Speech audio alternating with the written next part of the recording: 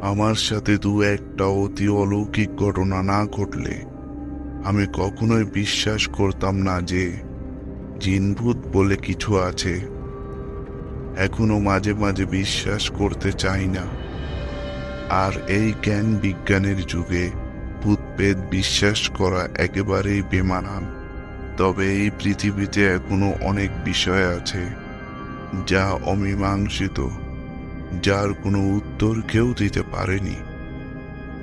আমার জীবনে তেমনি একটা অমীমাংসিত প্রশ্ন রয়ে গেছে। আমি অনেককেই এই প্রশ্ন জিজ্ঞাসা করেছি, কিন্তু কোনো যুক্তিসঙ্গত উত্তর পাইনি। আজ তাই সবার কাছে আমি সেই প্রশ্নটা আরেকবার করতে চাই।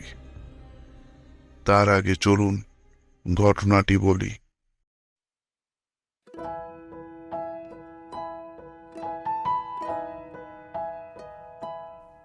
মাঘ মাসের কনকনা শীতের রাত।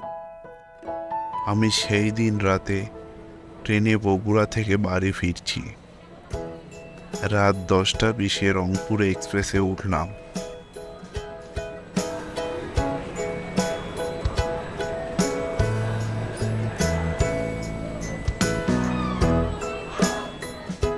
যেহেতু চাটমোহর স্টেশনে রংপুর এক্সপ্রেস দাঁড়ায় না, তাই বাধ্য হয়ে বড়াল ব্রিজের টিকিট কাটতে হলো।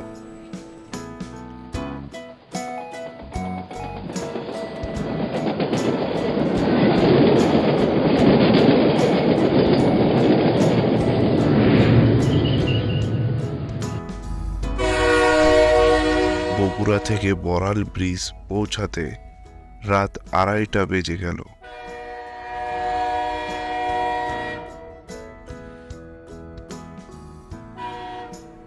ছোট একটা স্টেশন, দু একটা দোকান খোলা আছে।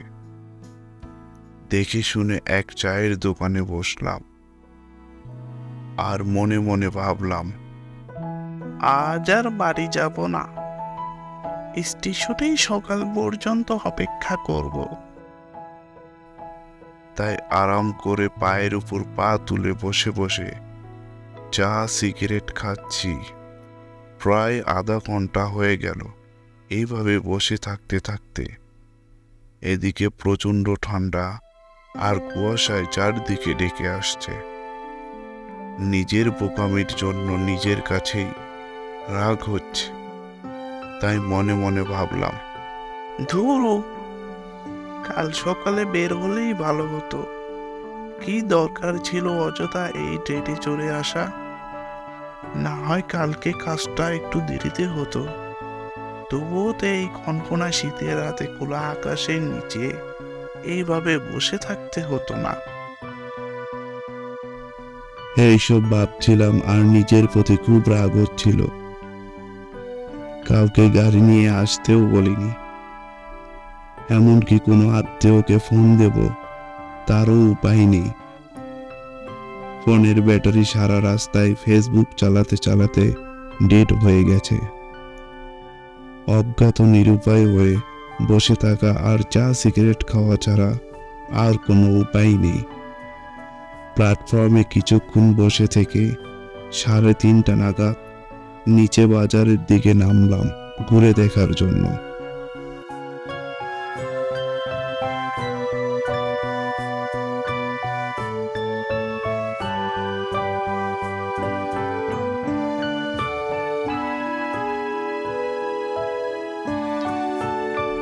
কিছু দূর এগুতেই দেখলাম আমার বাড়ির পাশের এক পরিচিত জেঠা এক দোকানে দাঁড়িয়ে পান খাচ্ছে।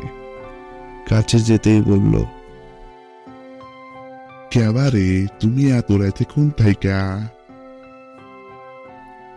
আমি কাছের একজন মানুষ পেয়ে কিছুটা আনন্দিত হলাম। যেটা বগুড়া থেকে আসতেছি, আপনি এখানে কে? আমার মেয়ে আর জামাই আসার কথা ছিল এই ট্রেনে, কিন্তু ওরা তো আসে নাই যাইতাছি। আমার ফোনটাও বাড়িতে রেখাইছি, তাই ফোনটাও দিতে পারি নাই। কেবলে দোকানদারের কাছ থেকে ফোনটা দিয়ে শুনি ওরা নাকি গাড়ি ফেল করছে।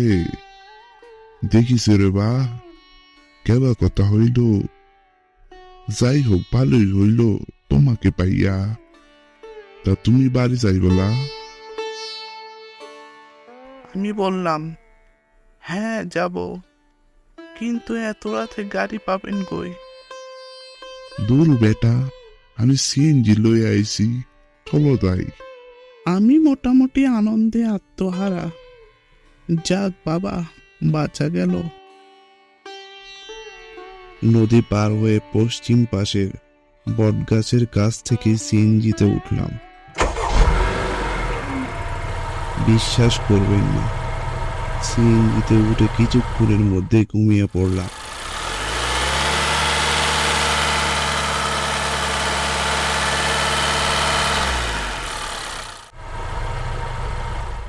এক ঘুম দেওয়ার পর কারোর আগে ঘুম ভেঙে গেল। দেখি আমার ওই জেঠা।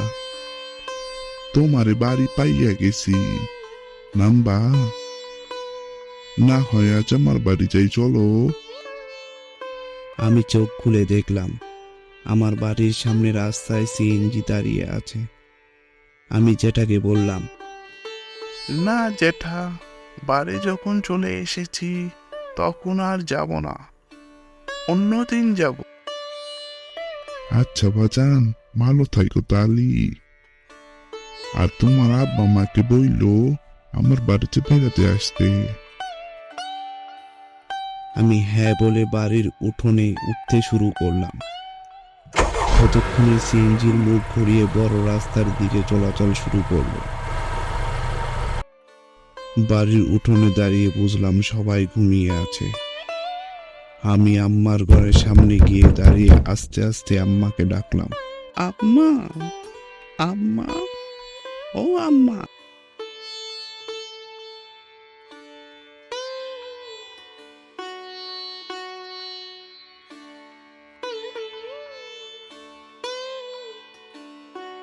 আম্মা ঘুম থেকে উঠে এত রাতে আমাকে দেখে তো অবাক। তারপর নানা প্রশ্ন, কিভাবে আসলাম, কই থেকে আসলাম, কার সাথে আসলাম ইত্যাদি।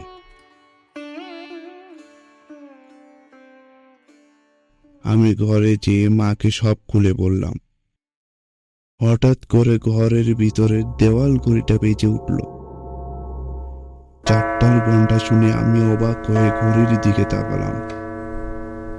আমি দেওয়াল ঘড়িতে ভুল আছে ভেবে হাত ঘড়ির দিকে তাকালাম। 4টা এখনো বাজেনি, কয়েক সেকেন্ড এখনো বাকি আছে।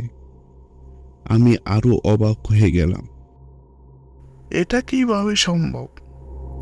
বড়াল ব্রিজ থেকে চাটমোহর আসতে যেখানে 45 মিনিটের উপর সময় লাগে, সেখানে আরো 7-8 কিলো বেশি রাস্তা মাত্র 15 মিনিট কিভাবে সম্ভব?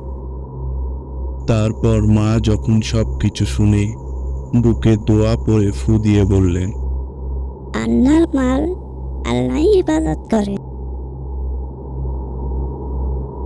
তখন একটু অবাক হয়েছিলাম বটে, কিন্তু যখন আমি শুনলাম আমি যে জেঠার সাথে এতটা পথ এসেছি তিনি গত 5 দিন আগে মারা গেছে, তখন আমি স্তব্ধ হয়ে গেলাম।